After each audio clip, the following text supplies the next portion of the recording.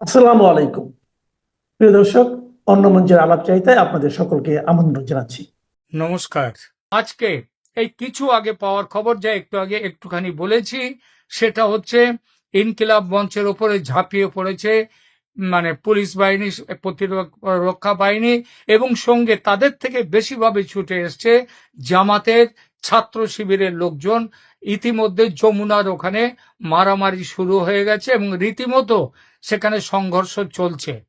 12 ফেব্রুয়ারি vote. জনমনে প্রচুর সন্দেহ, এই ভোট আদৌ হবে কি না, কিংবা হলেও কি রকম হবে, মানে সেটা অহিংস না সহিংস, সফল না ব্যর্থ, এইসব নানা বিষয় নিয়ে জনমনে ব্যাপক প্রশ্ন। এই পরিস্থিতিতে ভোট হওয়া নিয়ে একটা বড় প্রশ্ন নতুন করে তুলে দিয়েছে নিহত ওসমান হাদির ইনকিলাব মঞ্চ। আপনাদের হয়তো মনে আছে, নিশ্চয়ই মনে আছে, 12ই ডিসেম্বর হাদি আততায়ীর দ্বারা আক্রান্ত হওয়ার প্রায় সঙ্গে সঙ্গে হাদির সংগঠন ইনকিলাব মঞ্চ তারা দাবি করেছিল হাদি হত্যায় জড়িত আওয়ামী লীগ এবং আততায়ী ভারতে পালিয়ে গেছে। এরপর 18ই ফেব্রুয়ারি সিঙ্গাপুরে হাদির মৃত্যু হয়। ইতিমধ্যে তার দল ইনকিলাব মঞ্চ সরকারকে আলটিমেটাম দিয়েছিল যে 24 দিনের মধ্যে হাদি হত্যার বিচার শেষ করতে হবে, নইলে দেশে নির্বাচন হতে দেয়া হবে না। সেই সময়সীমা শেষ হয়েছে। খুনির বিচার হওয়া দূরের কথা, পুলিশের চার্জশিট এখনো ঠিকমতো জমা পড়েনি। একটি চার্জশিট পুলিশ অবশ্য জমা করেছিল, তবে ইনকিলাব মঞ্চ সেটা গ্রহণ করেনি। তাদের বক্তব্য, আসল খুনিকে ও খুনের পরিকল্পনা যারা করেছে তাদের আড়ালে রেখে পুলিশ এই চার্জশিট দিয়েছে। এটা তারা মানছে না, মানবেও না। পরবর্তী চার্জশিট এখনো তৈরি হয়নি পুলিশের। এমন পরিস্থিতিতে যখন মিডিয়া এবং সরকারের নজর কেন্দ্রীভূত 12ই ফেব্রুয়ারি নির্বাচনের ওপর, যখন পাবলিক অ্যাটেনশন থেকে ওসমান হাদি প্রায় অদৃশ্য হয়ে গেছে, তখন গতকাল 5 জানুয়ারিতে ইনকিলাব মঞ্চ হাদিকে নিয়ে নেমে পড়ল বিক্ষোভে।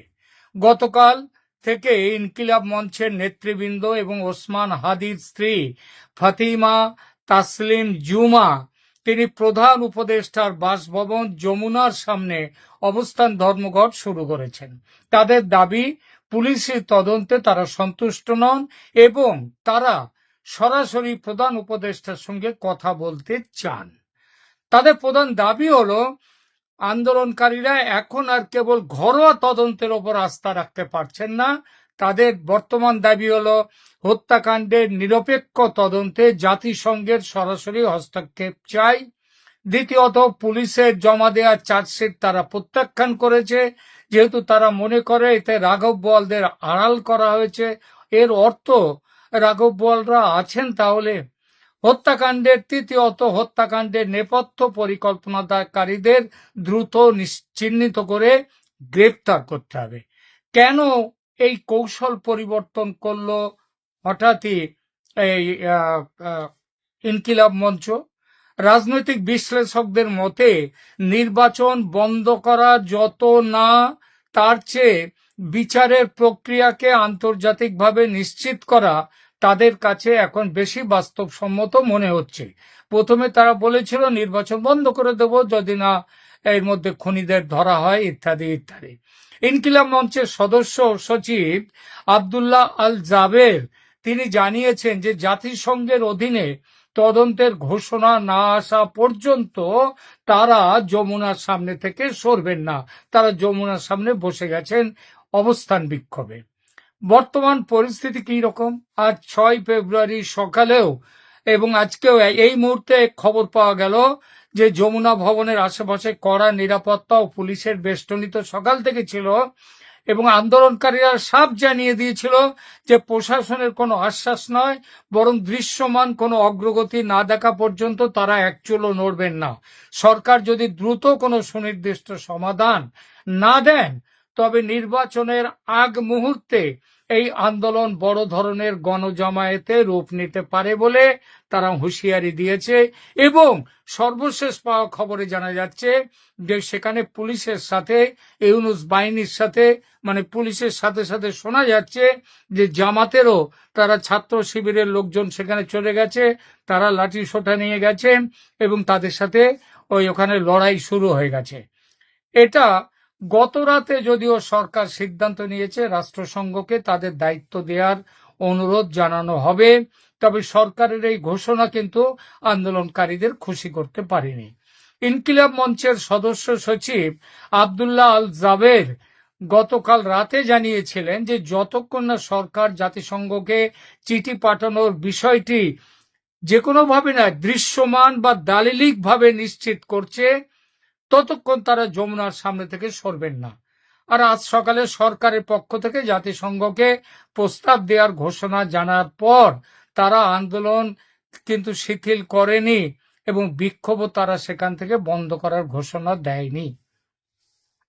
আন্দোলনকারীদের পক্ষ থেকে জাবের আজ সকালে সাংবাদিকদের জানিয়েছিলেন যে তারা সরকারের ঘোষণাকে স্বাগত জানিয়েছেন, তবে একে কেবল আশ্বাস হিসেবে দেখতে চান না। তারা চাইছেন জাতিসংঘের তদন্ত দল বাংলাদেশে না আসা পর্যন্ত বা এই প্রক্রিয়ার একটা সুনির্দিষ্ট রোডম্যাপ না পাওয়া পর্যন্ত তাদের আন্দোলন অব্যাহত থাকবে।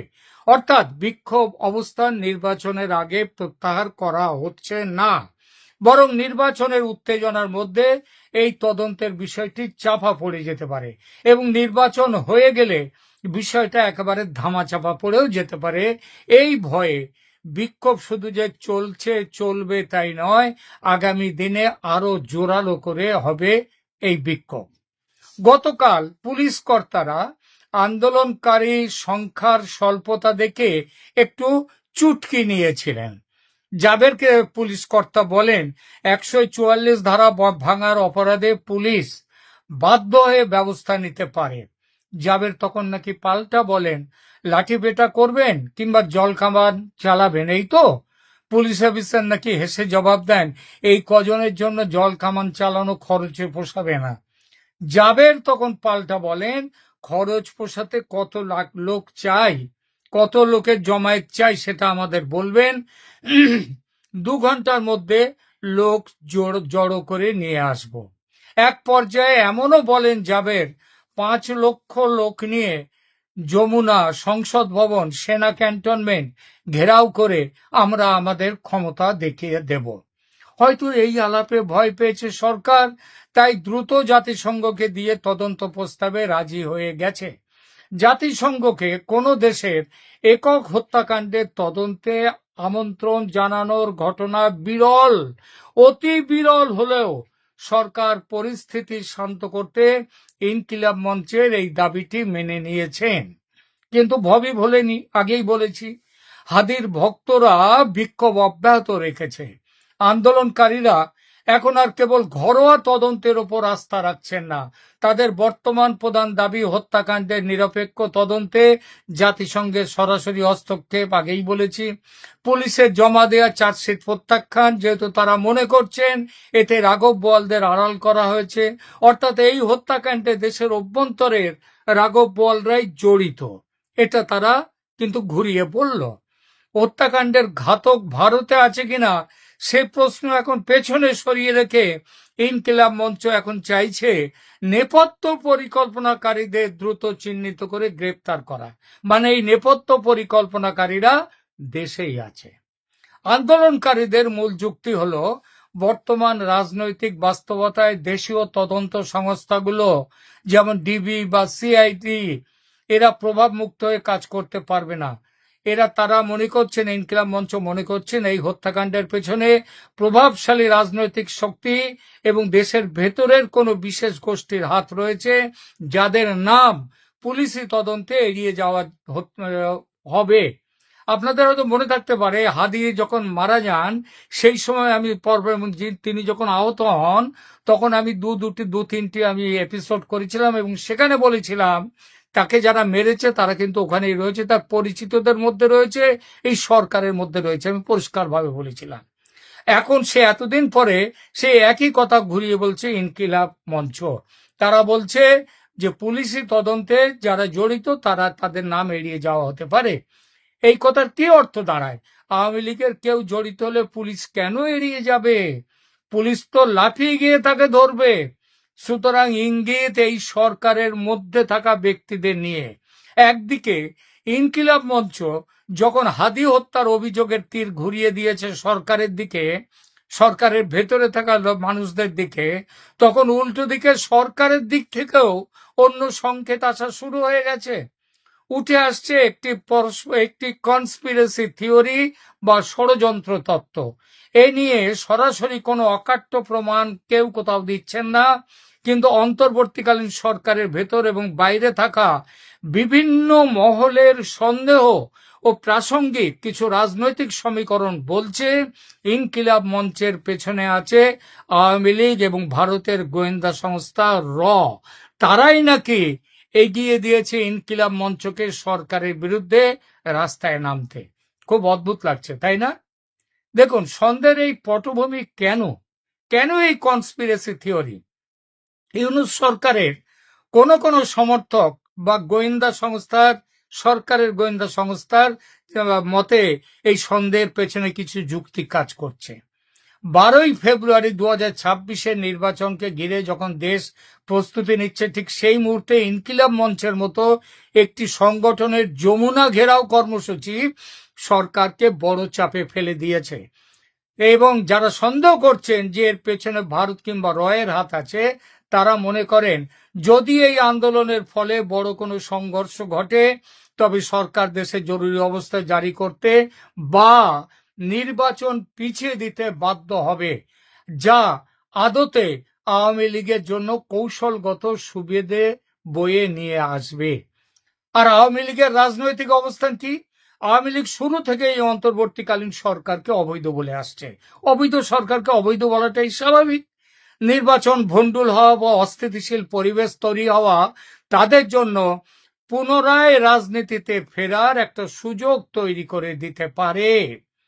এবং এবং ভারতের যোগসূত্র নেই গুঞ্জন এ কারণেই। বাংলাদেশের রাজনীতিতে ভারতের গোয়েন্দা সংস্থা রর প্রভাব নিয়ে দীর্ঘদিন, মানে ওই যে আপনারা নিশ্চয়ই বুঝতে পেরেছেন আমি যেটা বলছি, রিসার্চ অ্যান্ড অ্যানালিসিস উইং, তার প্রভাব নিয়ে দীর্ঘদিনের একটা বিতর্ক রয়েছে। যাই কিছু হয়, সব যা কিছু ঘটে গিন্নি বটে, গিন্নি বলেন কেষ্টা বেটাই চোর। তো এখানেও হয়েছে তাই। যাই ঘটুক না বাংলাদেশে, তার পেছনে রয়ের হাত দেখা হয়। বর্তমান প্রেক্ষাপটেও সন্দেহ করা হচ্ছে যে ভারতের স্বার্থে বাংলাদেশে একটি স্থিতিশীল কিন্তু বন্ধুত্বপূর্ণ সরকার প্রয়োজন। যদি বর্তমান সরকার নির্বাচনের মাধ্যমে বড় পরিবর্তনের দিকে যায় এবং সেই যাওয়াটা যদি ভারতের অনুকূলে না হয়, তবে অস্থিতিশীলতা তৈরি করে সেই প্রক্রিয়াকে বিলম্বিত করা বা নিয়ন্ত্রণ করার চেষ্টা ভারতের থাকতেই পারে। আর এই লক্ষ্যগুলোকে সামনে রেখে ইনকিলাব মঞ্চকে নাকি খাড়া করেছে এবং আওয়ামী লীগ। তাদের মতে ইনকিলাব মঞ্চ বর্তমানে চর বা দালালে পরিণত হয়েছে এই আওয়ামী লীগ এবং ভারতের। তবে এখানেও কিছু প্রশ্ন আছে। ইনকিলাব মঞ্চ নিজেই ভারত বিরোধী অবস্থানের জন্য পরিচিত। তারা প্রায়ই ভারতীয় আধিপত্যবাদের বিরুদ্ধে কঠোর বক্তব্য দেয়। তাই তাদের সঙ্গে রয়ের যোগসাজশের তত্ত্বটি কিন্তু খুব একটা মেনে নেওয়া যায় না। একই সঙ্গে আওয়ামী লীগের সঙ্গেও যে ইনকিলাব মঞ্চের ইতিহাসটাও কিন্তু খুব একটা সুবিধের নয়, ভালো নয়। ইনকিলাব মঞ্চ মূলত আওয়ামী লীগ বিরোধী একটা প্ল্যাটফর্ম। তারা জুলাই গণ অভ্যুত্থানে অন্যতম সক্রিয় শক্তি ছিল এবং আওয়ামী লীগকে নিষিদ্ধ করার দাবিতে তারা সোচ্চার ছিল। শরীফ ওসমান হাদি হত্যাকাণ্ডের জন্য তারা সরাসরি আওয়ামী লীগ ও তাদের সহযোগীদের দায়ী করে আসছে। ভারতে খুনির পালাবার কথা তারাই বলেছে। কিন্তু সরকারের তরফ থেকে উপদেষ্টা নাহিদ ইসলাম বা মাহফুজ আলমরা বিভিন্ন সময়ে তৃতীয় পক্ষের ষড়যন্ত্র নিয়ে সতর্ক করেছেন। তবে তারা সুনির্দিষ্টভাবে ইনকিলাব মঞ্চকে আওয়ামী লীগ বা ভারতের এজেন্ট হিসেবে সরাসরি অভিযুক্ত করেননি এখনো। কিন্তু সন্দেহের একটা কাঁটা তাদের কথার মধ্যে আছে এবং সে কাঁটা কিন্তু ইনকিলাব মঞ্চকে লক্ষ্য করেই। মনে রাখতে হবে, হাদি কিন্তু ঢাকা 8 আসন থেকে এনসিপি বা জামাতের বিরুদ্ধে স্বতন্ত্র প্রার্থী হিসেবে লড়াইয়ের প্রস্তুতি নিচ্ছিলেন। এবং এটাও মনে রাখতে হবে, এমন অনেক ঘটনা ইতিহাসে ঘটেছে যে আপাতভাবে প্রচন্ড শত্রুতা, কিন্তু আড়ালে গভীর সম্পর্ক এবং যোগাযোগ থাকে অনেকের মধ্যে। অর্থাৎ আপাত শত্রুতা হয় গোপন সম্পর্ক আড়াল করার জন্য। যেভাবে হাদির হত্যার সঙ্গে সঙ্গে আওয়ামী লীগ ও ভারতকে জড়িয়ে অভিযোগে নেমে পড়েছে ইনকিলাব মঞ্চ প্রমাণ ছাড়াই, তাতে এমন সম্ভাবনা উঠেই যায়। রাজনীতিতে একটি অত্যন্ত গভীর ও জটিল দিক হলো এটা। রাষ্ট্রবিজ্ঞানে একে কি বলে জানেন? একে বলে ফলস ফ্ল্যাগ অপারেশন বা নিয়ন্ত্রিত বিরোধিতা, কন্ট্রোলড অপোজিশন। ওসমান হাদির হত্যাকাণ্ডের পর ইনকিলাব মঞ্চের ভূমিকা নিয়ে যে সন্দেহগুলো জোরালো হচ্ছে তা যুক্তিহীন এমন নয়। প্রথমত, প্রমাণহীন দ্রুত অভিযোগ। হত্যাকাণ্ডের তদন্ত যখন শুরুই হয়নি, সঙ্গে সঙ্গেই প্রায় বলেছে যে এটা ভারত করেছে এবং আওয়ামী লীগ করেছে। তাদেরকে ভারত এবং লীগকে জড়িয়ে আক্রমণাত্মক প্রচারণা চালানো, এটা অনেককে ভাবিয়ে তুলেছে। যদি এটা সত্যি আওয়ামী লীগের কাজ হতো, তবে তারা সাধারণত এ ধরনের চাঞ্চল্যকর খুনের দায় নিতে প্রত্যক্ষভাবে যেভাবে খুন হয়েছে ওইভাবে খুন করতেন না। অভিযোগের তীরের অভিমুখ এমনভাবে সেট করা হয়েছে যা সাধারণ মানুষের আবেগকে, মানে ভারত বিরোধিতাকে খুব সহজে উস্কে দেয়। সমালোচকরা মনে করেন এটা পরবর্তীকালে একটা কন্ট্যাক্টে আসার, কিংবা হয়তো কন্ট্যাক্ট ততক্ষণে হয়ে গেছে, সেই জন্যই এই জিনিসটা করা হয়েছে, জনমনে একটা অস্থিরতা তৈরির চেষ্টা, এবং এই চেষ্টার মাধ্যমে 12ই ফেব্রুয়ারির নির্বাচনকে অনিশ্চিত করে দেয়া। দ্বিতীয়ত, কেন রাগ ইনকিলাব মঞ্চের? কারণ ক্ষমতার মধু ও বঞ্চনার তত্ত্ব। ইনকিলাব মঞ্চ মূলত জুলাই গণ অভ্যুত্থানের মাধ্যমে সামনে আসা একটা শক্তি। অনেকের মতে গণ অভ্যুত্থানের পর যখন উপদেষ্টা পরিষদে বা রাষ্ট্রীয় নীতি নির্ধারণে ইনকিলাব মঞ্চকে কোনো গুরুত্ব দেয়া হয়নি, তখন থেকেই তাদের মধ্যে ক্ষোভ তৈরি হয়েছে, আর এজন্য তারা নিয়েছে একটা বিপরীতমুখী অবস্থান। সবার আগে বাংলাদেশ বা আধিপত্যবাদ বিরোধিতার নাম দিয়ে তারা এমন এক উগ্র অবস্থান নিচ্ছে যা প্রকারান্তরে ইউনূস সরকারকে অস্থিতিশীল করছে, সরকারকে বিব্রত করতে জাতিসংঘের তদন্ত দাবি করছে। আলোচনা শেষ করি। ইনকিলাব মঞ্চ সম্পর্কে উঠে আসা অভিযোগ সত্য নাকি মিথ্যা এটা সহজে বলা যাবে না। তবে সপক্ষে বা বিপক্ষে দুতরফে উঠে আসা অভিযোগ, দুই অভিযোগের মধ্যে কিন্তু বাস্তবিকতা রয়েছে, ফুৎকারে উড়িয়ে দেওয়ার নয়। আর নয় বলে আজকে এই কিছু আগে পাওয়ার খবর, যা একটুখানি বলেছি, সেটা হচ্ছে ইনকিলাব মঞ্চের উপরে ঝাঁপিয়ে পড়েছে মানে পুলিশ বাহিনী, প্রতিরক্ষা বাহিনী, এবং সঙ্গে তাদের থেকে বেশিভাবে ছুটে এসছে জামাতের ছাত্র শিবিরের লোকজন। ইতিমধ্যে যমুনার ওখানে মারামারি শুরু হয়ে গেছে এবং রীতিমতো সেখানে সংঘর্ষ চলছে। হঠাৎ করে কি এমন হলো যে বাংলাদেশে একেবারে অনেকের সাথে কথা বলেই জানতে পারছি যে আসন্ন 12ই ফেব্রুয়ারি যদি নির্বাচন হয়, সেই নির্বাচনে জামাত সংখ্যাগরিষ্ঠ আসনে জয়লাভ করবে। এবং ইতিমধ্যেই আপনারা শুনেছেন যে একটা সংখ্যা 162 আসনে জামাত এবং তার জোট জয়লাভ করবে। একদম সুপরিকল্পিতভাবে এই 162টাই চালিয়ে দেওয়া হয়েছে। হ্যাং পার্লামেন্টের কথাও অনেকে বলছেন যে বিএনপিকেও কাছাকাছি 130 বা এরকম আসনে জয়লাভ করানো হবে, যার ফলে একটা খুব স্ট্রং ঝুলন্ত পার্লামেন্ট হয়, কেউ একক সংখ্যাগরিষ্ঠ না পায়। এ ধরনের একটা হাইপোথিসিসও বাজারে আছে। জাতীয় পার্টিকে 15 থেকে 30টার মতো সিট দিয়ে ব্যালেন্সিং জায়গায় রাখা হবে। নানা কথা শোনা হচ্ছে, কিন্তু খুব জোর করে যেটা শোনা হচ্ছে যে জামাতে ইসলাম ক্ষমতায় আসছে। কিছু ন্যারেটিভ শুনলেই বোঝা যায়, যেমন বলা হচ্ছে যে আওয়ামী লীগকে দেখেছি গত 17 মাস এবং তার আগে 2001 থেকে 2006 কিংবা তারও আগে আমরা বিএনপিকে দেখেছি, এবার জামাতকে দেখেন। এবং আওয়ামী লীগের বিরুদ্ধে তো অভিযোগের শেষ নাই, বিএনপির বিরুদ্ধে অনেক অভিযোগ, এবং বিএনপি 17 মাসে যে পারফরমেন্স দেখিয়েছে, সন্ত্রাস, চাঁদাবাজি, খুন, ধর্ষণ, তাতে আর 2001 সাল পর্যন্ত ফিরে যাওয়ার দরকার নেই। সুতরাং এই সুযোগে জামাত বলছে, এবং জামাত ঘরে ঘরে যাচ্ছে, বাড়িতে বাড়িতে গিয়ে তারা নারী ভোটারদের এনআইডি কার্ডের তথ্য সংগ্রহ করছে, এবং অত্যন্ত পরিকল্পিতভাবেই জামাত এগোচ্ছে। আসলেই কি জামাত ক্ষমতায় যাবে?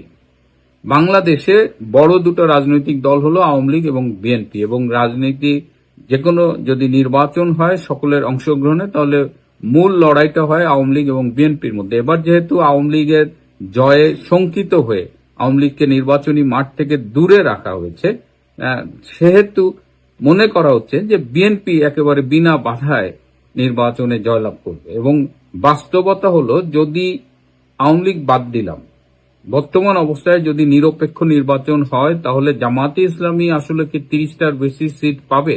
এ পর্যন্ত বাংলাদেশে কোন নির্বাচনে তারা সর্বোচ্চ 18টার বেশি আসন পায়নি। যেবার 18টা আসন পেয়েছিল, সেবারও বিএনপির সাথে একটা আন্ডারহ্যান্ড অ্যালায়েন্স ছিল। তো সেই জামাতে ইসলামী আজকে কি করে 162টা সিট পায়? অত্যন্ত সুপরিকল্পিতভাবে এই প্রচারটা চালানো হচ্ছে, এই প্রোপাগান্ডাটা চালানো হচ্ছে। এবং শুধু দেশে নয়, দেশের বাইরেও এটি চলছে। তুরস্কের একটি খুব জনপ্রিয় দৈনিক, যেটা সরকারের সমর্থক দৈনিক, ডেইলি সাবা, সেখানে বলা হয়েছে যে আসন্ন নির্বাচনে জামাতে ইসলাম ক্ষমতায় আসতে পারে। কদিন আগে ওয়াশিংটন পোস্টে আপনারা দেখেছেন যে ঢাকায় মার্কিন দূতাবাসের একজন কর্মকর্তা কতিপয় নারী সাংবাদিকদের সাথে কথা বলেছেন, সেখানেও একটা ইঙ্গিত আছে জামাতের ক্ষমতায় আসার। ডয়েসে ভেলেও একটি কলাম ছাপা হয়েছে, সেখানেও জামাতের ক্ষমতায় আসার সম্ভাবনা নিয়ে কথা বলা হয়েছে। অর্থাৎ দেশের বাইরেও একটা প্রোপাগান্ডা চলছে, দেশের ভেতরে একটা চলছে। আপনারা খেয়াল করেছেন যে খুব রিসেন্টলি একটা গোয়েন্দা সংস্থার বরাতে কয়েকটা প্রজ্ঞাপন, ঠিক প্রজ্ঞাপন বলে কিনা, এগুলো ঘুরে বেড়াচ্ছে। যেমন 75% আসনে জামাতে ইসলামের প্রার্থীকে জেতাতে হবে, এই ধরনের একটা ইনস্ট্রাকশন সরকারের পক্ষ থেকে বিভিন্ন জায়গায় চলে গেছে। আমি বাংলাদেশের কয়েকজন উপজেলা নির্বাহী অফিসার ও সাথে কথা বলে নিশ্চিত হয়েছি যে গত দুদিনের মধ্যে সরকারের কাছ থেকে, সরকারের উপরের মহল থেকে স্পষ্ট নির্দেশ গেছে যে তার জেলায় অধিকাংশ আসনে জামাতে ইসলামী প্রার্থীকে জয়লাভ করাতে হবে। তো এই যে আপনাদের যদি পরিচিত উপজেলা নির্বাহী অফিসার থাকে এবং খুব ঘনিষ্ঠ কেউ থাকে, তাহলে আপনারা আমার এই তথ্যটি যাচাই করে দেখতে পারেন, কারণ আমি যে সূত্রগুলো থেকে এটা পেয়েছি সেটি অসত্য হবার কথা নয়। তো গোয়েন্দা সংস্থার রিপোর্টের বরাত ছড়িয়ে গেছে, প্রশাসনের থেকে নির্দেশ অলরেডি ইউএনও পর্যন্ত চলে গেছে। সুতরাং এই নির্বাচনে ডক্টর ইউনূস এবং তার প্রশাসন যে চাইছে, দুটো জিনিস চাইছে তারা। একটা হলো গণভোটে হা, এবং জামাতে ইসলামকে তারা ক্ষমতায় দেখতে চায়। জামাতে ইসলামকে ক্ষমতায় দেখতে চাওয়ার অন্যতম কারণ হলো যে ডক্টর ইউনূস বিদেশের সাথে যেসব চুক্তি করেছে, বিশেষ করে আমেরিকার সাথে যেসব গোপনীয় চুক্তি করেছে, আমেরিকা এবং ডক্টর ইউনূস মনে করে যে জামাতে ইসলাম ক্ষমতায় আসলে এই চুক্তিগুলো বিনা বাধায় তারা কন্টিনিউ করতে পারবে। ইতিমধ্যে দেখেন চট্টগ্রাম পোর্টের একটা কন্টেইনার টার্মিনাল এনসিটি, সেটা ডিপি ওয়ার্ল্ডকে দিতে যাচ্ছে, কিন্তু অলরেডি চট্টগ্রাম বন্দরে এটা নিয়ে আন্দোলন শুরু হয়েছে। কিন্তু জামাত আসলে তারা ধারণা করে যে ইউনূস যে সার্ভিসটা, যে সুযোগগুলো দিয়েছে বিদেশি পরাশক্তিদের, জামাত উইল কন্টিনিউ দ্যাট, বিকজ জামাতের তো বাংলাদেশের প্রতি খুব একটা মমতা নেই। বাংলাদেশের 71-এর যে মুক্তিযুদ্ধ, সেই যুদ্ধে জামাত ইসলামের ভূমিকা সেদিন যা ছিল, আজকেও বাংলাদেশের ব্যাপারে, মুক্তিযুদ্ধের ব্যাপারে তাদের সেই ভূমিকাটা চেঞ্জ হয়নি। একটা জিনিস খুব যেটা রটানো হচ্ছে যে আওয়ামী লীগকে দেখেছেন, বিএনপিকে দেখেছেন, জামাত একেবারে ধোয়া তুলসী পাতা, তার গায়ে দুর্নীতির দাগ নাই, চাঁদাবাজির দাগ নাই, সুতরাং জামাতকে ভোট দিন। এই যে দাবিটা করছে, এটা কি আসলেই সত্য? এটা অস্বীকার করছি না যে জামাতের বা শিবিরের কর্মীরা হয়তো টেম্পু স্ট্যান্ড দখল করে না, হয়তো আপনার বাড়ির তৈরির সময় যে বলে না যে আমি বালি, সিমেন্ট এগুলো সাপ্লাই দিব, কিন্তু জামাত কিন্তু অনেক হাই লেভেলে, অনেক বেশি দুর্নীতিতে জড়িত। চাঁদাবাজি তো জামাতের একদম শিরায় শিরায়। এই যে 2024 সালের অগাস্টে যে জঙ্গি অভ্যুত্থানটা হলো, তারপরে জামাত প্রায় 40 থেকে 50 হাজার কোটি টাকা চাঁদাবাজি করেছে। একটা উদাহরণ দিই, চট্টগ্রামের একজন শিল্পপতি, একটা শিল্প গ্রুপ, বাংলাদেশের ওয়ান অফ দ্য লিডিং শিল্প গ্রুপস, সেই শিল্প গ্রুপের তাদের কাছ থেকে তাদের বলা হয়েছিল তারা ফ্যাসিস্ট শেখ হাসিনা সরকারের দোসর, সুতরাং তাদের বিরুদ্ধে ব্যাপক ব্যবস্থা নেওয়া হবে। তাদের কাছ থেকে 1000 কোটি টাকা চাঁদা নিয়েছে, হাদিয়া নিয়েছে জামাতে ইসলাম, এবং এর বিনিময়ে তারা এখন আর ফ্যাসিস্টের দোষর নয়, তারা ব্যবসা করছে, তাদের বিরুদ্ধে কোনো আইনি মামলা টামলা কিচ্ছু নাই। এই গ্রুপটা সম্প্রতি এই যে বিদেশ থেকে বাংলাদেশে গম আসে, সেই গম আনার জন্য বাংলাদেশের এজেন্ট তারা, অর্থাৎ 1,000 কোটি টাকা তারা দিয়েছে ঠিকই, কিন্তু তার চেয়ে বেশি টাকা তারা তুলে নেবে। আরো বেশ কয়েকটা শিল্প গ্রুপ জামাতকে সরাসরি ফান্ডিং করছে। একটা শিল্প গ্রুপ জামাতের সকল নির্বাচনী ব্যয় বহন করছে। এদিকে ইসলামী ব্যাংকের নামে তারা 5-6টা ব্যাংকের দখল নিয়েছে। এই ব্যাংকগুলোতে তাদের স্টাফ রয়েছে। সুতরাং জামাতে ইসলামকে যদি আপনি সাধু ধোয়া তুলসী পাতা বলেন, তাহলে সেটা হবে সত্যের বরখেলাপ। এখন বিএনপি কি করবে? বিএনপি কি আসলে টের পাচ্ছে? এই যে সরকার চাইছে জামাত ইসলাম ক্ষমতায় আসুক, আবার সেনা প্রধান এই জেনারেল ওয়াকার খান তিনি আবার তারেক রহমানকে আশ্বাস দিচ্ছেন যে বিএনপি ক্ষমতায় আসুক, এটা তিনি চান। কিন্তু এটাও সত্যি নয়, কারণ ওয়াকার খানের এই ব্যবহারটা যদি এতদিনে আমরা না বুঝতে পারি, তার চরিত্রটা যদি না বুঝতে পারি, এই ওয়াকার খান যিনি শারীরিক অসুস্থতার কারণে আর্মিতে মেডিকেল গ্রাউন্ডে প্রমোশনের অযোগ্য ছিলেন, ব্রিগেডিয়ারের উপরে তার প্রমোশন হওয়ার কোনো বৈধ কারণ ছিল না, সেই জায়গাটা অ্যাভয়েড করে সেই নিয়মের ব্যত্যয় ঘটিয়ে শেখ হাসিনা সরকার তাকে সেনা প্রধান করেছিলেন। এবং সেই সরকারের সাথে কি পরিমাণ বেইমানি করেছে এই ওয়াকার খান, এবং 3রা আগস্ট 4ঠা আগস্ট 2024 রাত পর্যন্ত সে শেখ হাসিনাকে বলেছিল যে আমি এগুলো, আমার আর্মি এগুলো টেক কেয়ার করবে, আপনি এগুলো নিয়ে টেনশন করেন না, আপনার দলকে রাজপথে নামিয়েন না। ঠিক একই গেম সে তারেক রহমানের সাথে খেলছে। তারেক রহমান কিংবা বিএনপি এটি বুঝতে পারছে কিনা এটা তাদের ব্যাপার। তবে বাংলাদেশের 12ই ফেব্রুয়ারি যদি নির্বাচন হয়, সেই নির্বাচন নিয়ে কিন্তু ফলাফল যে কোনো মুহূর্তে সবাইকে চমকে দিতে পারে, এবং জামাতকে ক্ষমতায় আনার জন্য সেনাবাহিনী, ইনুস এবং সরকারের প্রশাসন সর্বোচ্চ চেষ্টা করছে। এর সাথে কয়েকটা বিদেশি শক্তিও জড়িত। এই অবস্থায় বিএনপি কি তৈরি আছে? তাই বিএনপি কি বিরোধী দলীয় রাজনীতিতে যেতে রাজি আছে কিনা, এটা বিএনপিকে ভেবে দেখতে হবে। এবং সারা দেশে যদি আপনারা খবর নিয়ে দেখেন, একদম সুপরিকল্পিতভাবেই আপনার খুব কাছের একজন মানুষ এসে বলছে যে এবার আমরা জামাতকে ভোট দিব। এটা কিন্তু আমার খুব কাছের 2-1 মানুষ ঢাকার থেকে রীতিমতো এই কথাগুলো বলছে, এবং তারা বেশ কিছু ভুয়া স্ট্যাটিস্টিক্স আপনার সামনে হাজির করছে। এই অবস্থায় বিএনপি কি নির্বাচনে যাবে? নির্বাচনে গিয়ে পরাজয় মেনে বিরোধী দলের আসনে বসবে? প্রিয় বন্ধুরা, চলবে এই একটা জুজুর ভয় দিয়া কিছু লোক আছে যারা ইন্ডিয়া বিদ্বেষ আছে, মানে তারা খানা দানা ঘর সংসার সব করবে ইন্ডিয়ার জিনিসপত্র দিয়া। টিভিতে বউয়ের সাথে রাইতের 10টার পরে ওই বউ শাশুড়ির ঝগড়া, অমুক নাটক তমুক নাটক সব দেখবো। হিন্দি সিনেমা ছাড়া তারা অন্য কিছু ভুলেও দেখবে না। এই বাংলাদেশের নায়ক নায়িকাদের নাম না জানলেও ইন্ডিয়ান সমস্ত নায়ক নায়িকার নাম জানে, এদের ছবি দেখবে। কিন্তু ইন্ডিয়ান বিদ্বেষ আছে, মানে খামু আপনার, পরমু আপনার, সুমু আপনার লগে, কিন্তু ভাই আপনারে গালাগালি করতেই হবে। তো এইটা দেখা যাইতেছে এক সময় এই প্রচলিত ছিল যে ওই অমুক অঞ্চলে গেছে, অমুক নেতার বাড়িতে থাকে সকালবেলা মিটিং করতে এসে অমুক নেতারাই গাইল দিতেছে। তো এখন অবস্থা হয়ে গেছে এইটা।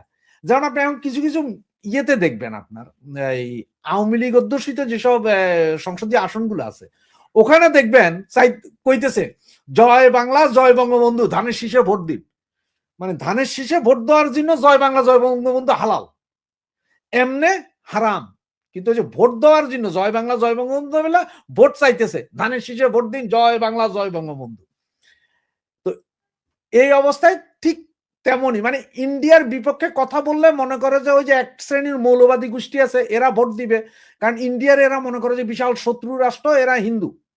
আর আমেরিকার প্রভাবের কারণে, মানে আমেরিকা তো বিশাল শক্তিশালী, সুতরাং তাদের সাথে আমাদের একটা সুসম্পর্ক আছে।